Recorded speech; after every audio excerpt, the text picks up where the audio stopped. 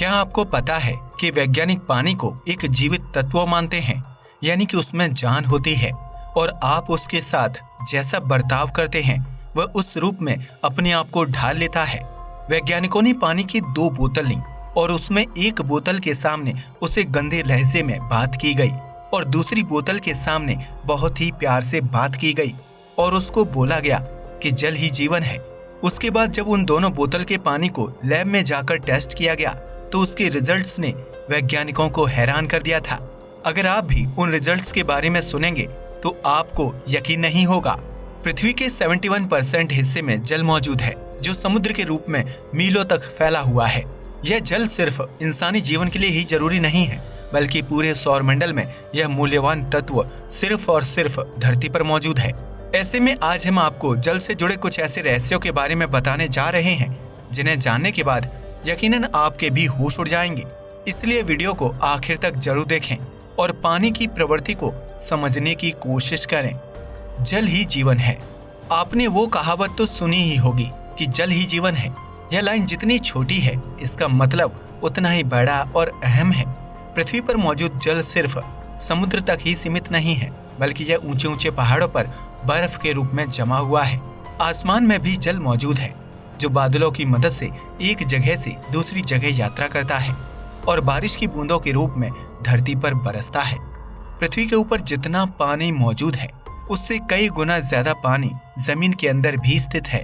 इस जल में बहती नदियों से लेकर एक जगह पर जमा हुआ पानी शामिल है, जिसमें बोरवेल, कुएं और हैंडपंप के जरिए बाहर निकाला जाता है। पृथ्वी की सतह पर मौजूद पानी का एक बड़ा हिस्सा नमकीन और खारा है, जबकि जमीन के अंदर मौजूद पानी कम खारा और मीठा होता है। इसके अलावा नदी, नालों, तालाब और झरनों में भी पानी की अलग अलग मात्रा मौजूद है, जो जीवनदायक भी है और प्राण घातक भी। अगर समुद्र और नदियों में पानी का लेवल बढ़ जाता है तो यह बाढ़ और सुनामी जैसी प्राकृतिक आपदा में तब्दील हो जाता है। वहीं सामान्य लेवल पर रहने के दौरान यह पानी जीवनदायक और खेल कूद का सबसे अच्छा साधन होता है। पानी फसलों की सिंचाई में अहम भूमिका निभाता है, लेकिन जरूरत से ज्यादा पानी फसलों को खराब करने और उन्हें सड़ा देने के लिए भी जिम्मेदार होता है। तो आइए जानते हैं धरती पर फैले इस पानी से जुड़ी कुछ ऐसी बातें जिसके आगे विज्ञान की समझ भी बौनी नजर आती है। पानी के पास होती है बुद्धि और मेमोरी। इस धरती पर इंसान को सबसे समझदार और बुद्धिमान प्राणी माना जाता है, क्योंकि वह अपने दिमाग में कई महत्वपूर्ण जानकारियों को स्टोर करके रखता है। इसी तरह जानवरों के पास भी कुछ चीजों को याद रखने के लिए अपनी मेमोरी होती है। लेकिन क्या आपको पता है कि धरती पर मौजूद पानी में भी बुद्धि और मेमोरी पाई जाती है? जी हाँ, आपने बिल्कुल सही सुना। इस बात पर यकीन कर पाना थोड़ा मुश्किल है, लेकिन इसके पीछे छिपा हुआ साइंस आपको भी हैरान कर देगा। वैज्ञानिकों ने पानी को एक जीवित तत्व की श्रेणी में रखा है, क्योंकि यह कम तापमान में बर्फ की तरह ठोस होता है, जबकि नॉर्मल तापमान में तरल रूप ले लेता है। वहीं ज्यादा तापमान बढ़ने पर पानी वाष्पित होकर बादलों के रूप में आसमान में इकट्ठा हो जाता है। इस तरह पानी समय समय पर अपने रूपों में बदलाव करता है, जिसकी वजह से उसे जीवित तत्व माना जाता है। अब जाहिर सी बात है कि अगर पानी को जीवित तत्व माना गया है तो उसमें कुछ तो ऐसा खास होगा जो उसे दूसरे तत्वों से अलग बनाता है। पानी के अंदर एक खास तरह का गुण होता है जो है उसकी मेमोरी और बुद्धि। इसी बुद्धि का इस्तेमाल करके पानी इंसान की गतिविधियों और बातों को समझ पाता है और उसके अनुसार अपने मॉलिक्यूल्स में बदलाव करता है। समुद्र में कई जगहों पर पानी का दबाव बेहद ज्यादा होता है, जबकि कई जगहों पर बहुत ही कम। यह सब पानी की बुद्धि और मेमोरी पर भी निर्भर करता है। इस बात को समझने के लिए आपको इंसानी दिमाग को समझना होगा।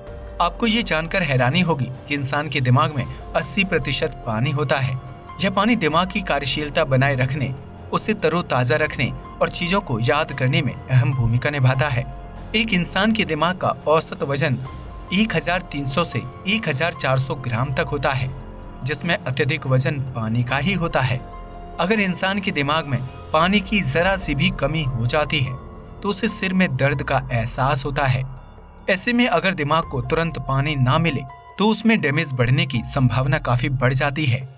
अब आप ही सोचिए, जब पानी इंसान के दिमाग के लिए इतना जरूरी हो सकता है तो वह खुद के लिए कितना जरूरी होगा। कई वैज्ञानिक पानी को सुपर कंप्यूटर का दर्जा देते हैं, क्योंकि इंसान के दिमाग में मौजूद पानी पूरी बॉडी को कमांड देने का काम करता है। तो जरा सोचिए, पूरी दुनिया में फैले हुए पानी में कितनी ताकत और क्षमता होगी।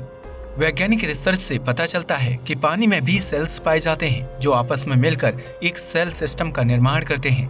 इस सेल सिस्टम में पानी के मॉलिक्यूल्स आपस में जुड़े हुए होते हैं जो एक बड़े ग्रुप का निर्माण करते हैं।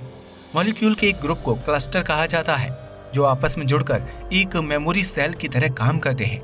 इस तरह पानी के एक मेमोरी सेल में 4,40,000 इंफॉर्मेशन पैनल मौजूद होते हैं जो अपने आसपास मौजूद वातावरण के साथ संपर्क बनाने और जानकारी इकट्ठा करने का काम करते हैं। इस तरह पानी में मौजूद यह मेमोरी सेल समय समय पर सूचना को ग्रहण करते हैं और उसे सालों साल तक अपने अंदर स्टोर रखने की क्षमता भी रखते हैं, जिसकी वजह से पानी के गुणों को पहचानना आसान हो जाता है। इतना ही नहीं, वैज्ञानिकों ने पानी पर किए गए शोधों के बाद उसे लिक्विड कंप्यूटर का नाम दिया है क्योंकि इसके अंदर जानकारियों का भंडार मौजूद है। इंसान की भावनाओं और स्पर्श को समझता है पानी। अगर आपने कभी गौर किया हो तो पानी में स्विमिंग करने के दौरान व्यक्ति को अच्छा महसूस होता है और उसका मूड बेहतर हो जाता है। वहीं पवित्र नदी के किनारे की गई पूजा आरती से मन को शांति का एक अलग ही एहसास होता है। लेकिन क्या आपने कभी सोचा है कि ऐसा क्यों होता है? दरअसल पानी का इंसान के इमोशन और मन से बहुत ही गहरा संबंध है। जिस तरह इंसान के शरीर में पानी की मात्रा सबसे ज्यादा होती है, इसलिए पानी के लिए इंसान से संपर्क कर पाना बहुत ही आसान हो जाता है, जो सीधा हमारे दिमाग और मन पर असर करता है। ऐसे में पानी के स्पर्श मात्र से ही इंसान के मन पर अच्छा प्रभाव पड़ता है और वह बेहतर महसूस करने लगता है। इस तरह इंसान के संपर्क में आते ही पानी भी अपने मॉलिक्यूल्स में बदलाव करना शुरू कर देता है, जिसका असर इंसान के दिमाग और मन पर पड़ता है। ऐसे में हम यह कह सकते हैं कि पानी पर इंसान के शब्दों, स्पर्श और भावनाओं का असर होता है, जिसकी वजह से वह खुद के मूल स्ट्रक्चर में बदलाव करता रहता है। इस बात को गहराई से समझने के लिए वैज्ञानिकों ने पानी पर रिसर्च किया, जिसके लिए उन्होंने 2 गिलासों में पानी भरकर रख दिया। इसके बाद दोनों गिलासों को अलग अलग जगह पर रख दिया गया, जिसमें से पानी से भरे एक गिलास को दिन भर बुरे भले शब्द और बातें बोली गईं। वहीं पानी से भरे दूसरे गिलास को अच्छे और प्रेरणादायक शब्द व बातें बोली गईं, जिसमें तुम जीवनदायक हो जैसी लाइन शामिल थी। इस क्रिया के बाद दोनों गिलासों के पानी को एक निश्चित तापमान में रखकर फ्रीज कर दिया गया, जिसके बाद पानी के जम जाने पर उसे माइक्रोस्कोप से देखा गया। जिस गिलास के पानी को बुरी बातें बोली गई थी, उसके मॉलिक्यूल्स से बनने वाले क्लस्टर की संरचना बहुत ही खराब और बिगड़ी हुई थी, जबकि जिस पानी को अच्छे शब्द बोले गए थे, उस पानी के क्लस्टर की संरचना और आकृति बहुत ही अच्छी और शानदार थी। इस रिसर्च के नतीजों को देखने के बाद वैज्ञानिकों को यह जानकर बहुत ही ज्यादा हैरानी हुई कि पानी पर मानव की बातों और बर्ताव का असर पड़ता है, जिसकी वजह से उसकी क्लस्टर की संरचना प्रभावित होती है। ठीक इसी तरह एक दूसरे प्रयोग में कुछ लोगों को पानी को सिर्फ छूने के लिए कहा गया, जबकि एक गिलास में बिना इंसान के स्पर्श वाला पानी रखा गया था। जब दोनों पानी की संरचनाओं को माइक्रोस्कोप से देखा गया तो उसके नतीजे भी हैरान कर देने वाले साबित हुए। जिस पानी को इंसानों द्वारा छुआ गया था, उसके क्लस्टर में सकारात्मक और अनोखी आकृति देखने को मिली। वहीं बिना इंसान द्वारा टच किए गए पानी में ऐसी कोई भी आकृति देखने को नहीं मिली, जिससे यह स्पष्ट हो जाता है कि इंसान द्वारा पानी को छूने मात्र से ही उसमें बदलाव होने लगते हैं। इतना ही नहीं, पानी के मेमोरी सेल्स को दुनिया को अलविदा कह चुके लोगों के बारे में भी जानकारी होती है।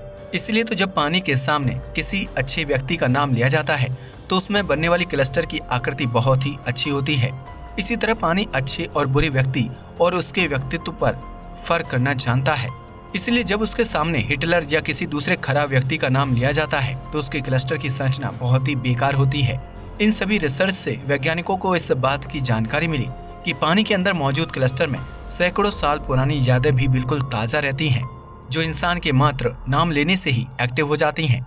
यही वजह है कि जब कोई व्यक्ति गंगा किनारे बैठकर आरती करता है और उसके पानी को स्पर्श करता है तो उसका एहसास पानी के साथ साथ इंसान के मन और मस्तिष्क को भी सकारात्मक ऊर्जा से भर देता है।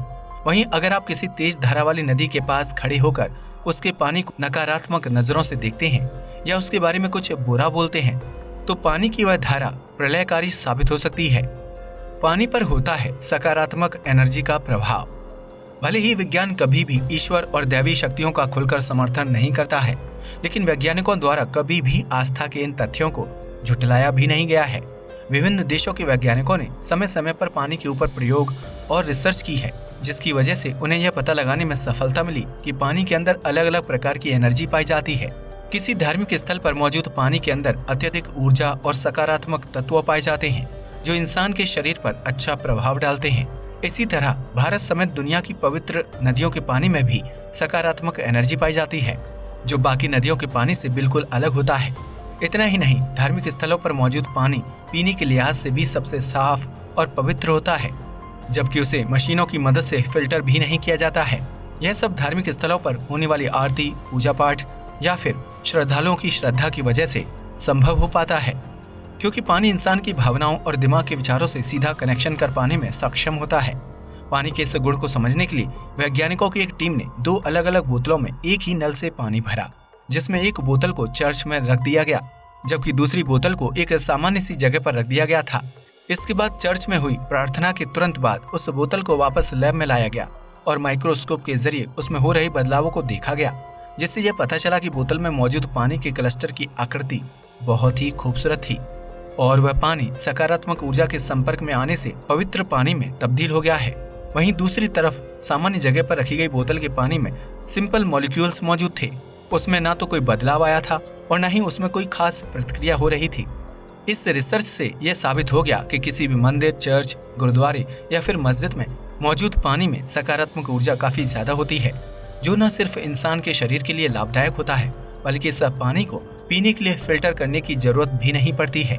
आपको बता दें कि किसी धार्मिक स्थल से लाए गए जल की कुछ बूंदों को अगर 60 लीटर पानी या 1 बाल्टी पानी में मिला दिया जाए तो उस पानी के क्लस्टर की संरचना भी शानदार हो जाएगी और उसमें पवित्र पानी वाले सकारात्मक गुण शामिल हो जाएंगे।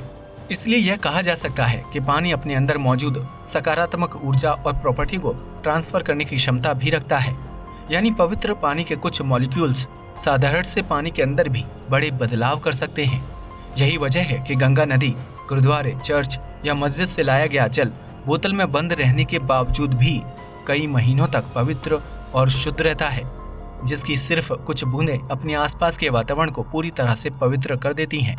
अगर आपने कभी नोटिस किया हो तो पूजा पाठ के अलावा ऊपरी हवा या किसी बाधा को हटाने के लिए भी पवित्र पानी का इस्तेमाल किया जाता है। ऐसा इसलिए किया जाता है क्योंकि धार्मिक स्थान से लाए गए पानी में सकारात्मक ऊर्जा इतनी ज्यादा होती है कि उसके स्पर्श मात्र से ही व्यक्ति के अंदर मौजूद नकारात्मक ऊर्जा खत्म हो जाती है।